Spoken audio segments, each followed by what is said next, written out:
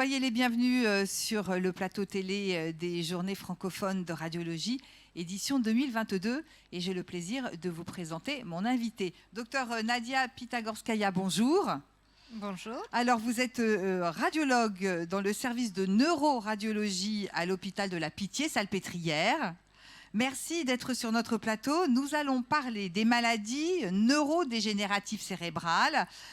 Aujourd'hui, pour quelle indication on fait de l'imagerie ? Donc aujourd'hui, dans les maladies neurodégénératives, nous avons tous les volets de démence, donc de troubles cognitifs. Ça peut être de troubles cognitifs majeurs, donc vraiment avec une forte suspicion de démence, mais souvent aussi c'est des troubles cognitifs faibles, de quelques plantes amnésiques, voire de plus en plus de patients vont venir alors qu'ils n'ont pas un trouble cognitif objectif, mais ils se posent des questions sur leur risque d'en développer, parce qu'ils ont certains facteurs de risque et que sans enquête, parfois on trouve des petits signes qui vont finalement mener à l'imagerie. Alors, vous avez participé à 2 sessions. Qu'est-ce qu'il en ressort ? Pardon, on va recommencer la question. Excuse-moi. Vous avez participé à plusieurs sessions. Qu'est-ce qu'il en ressort ? Finalement, donc il y a le côté finalement de vrais troubles cognitifs desquels on parle. Également, il y a d'autres pathologies neurodégénératives qui sont intéressantes. C'est des troubles de mouvement, donc les mouvements normaux, comme la maladie de Parkinson, mais aussi Parkinsonisme atypique. Et il y a des pathologies à l'intersection entre les deux qu'on veut également explorer. Et donc aujourd'hui, il y a de plus en plus de nouvelles indications, d'autre part, mais aussi de nouvelles façons de travailler avec des séquences plus avancées, mais aussi avec des algorithmes d'intelligence artificielle. Alors, on va y venir, mais je voudrais, avant cela, qu'on aborde les nouveautés en matière d'exploration.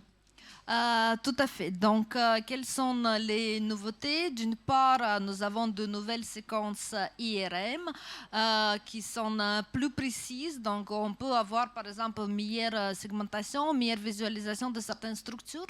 Mais aussi, pour aller plus loin, nous allons avoir de nouvelles machines. Donc, d'une part, la 7 Tesla, qui existait déjà jusqu'à maintenant, mais surtout en recherche, mais qui va prendre la place de plus en plus important en clinique, donc avec forcément meilleure résolution, meilleure visualisation de structure, donc nous pourrons avoir de nouveaux biomarqueurs, et également la TEP-IRM, donc l'imagerie couplée entre TEP et IRM, qui nous permet d'avoir de nouveaux biomarqueurs, mais aussi de travailler en collaboration avec les médecins nucléaires sur ces pathologies, donc où chacun peut apporter son expérience et aboutir à un meilleur diagnostic. Tout à l'heure, vous parliez de l'intelligence artificielle. Qu'est-ce que ça vous apporte ? Alors, l'intelligence artificielle, donc tout d'abord, on passe dans les registres de l'imagerie quantitative, donc par rapport à ce qu'on fait juste avec description simple des images, et puis ça nous permet aussi d'avoir une catégorisation de patients, donc essayer de classer un sujet par rapport à des registres normatifs, donc il va dans des algorithmes d'intelligence artificielle, va avoir des sujets sains, des sujets avec différentes pathologies, et ça peut nous aider de classer les patients pour savoir où ils se situent par rapport aux autres sujets qui étaient déjà analysés. Donc évidemment, il y a des risques de biais par rapport au sujet qui était analysé précédemment. Donc il faut faire attention, mais c'est assez prometteur pour pouvoir d'une part confier certaines tâches de segmentation et d'autre part être plus précis et plus quantitatif dans notre évaluation. Donc en fait, si je comprends bien, ça vous est utile à la fois dans l'analyse et dans le diagnostic.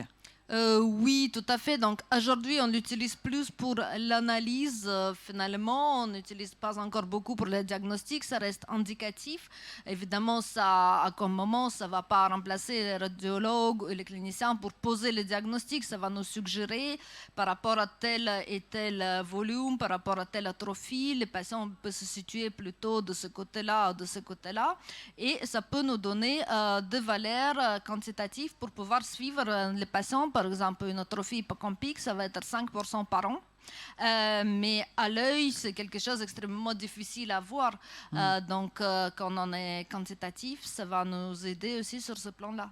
Eh bien, écoutez, en tout cas, merci beaucoup d'être venu sur notre plateau, docteur. Bonne continuation. Merci encore. Merci à vous.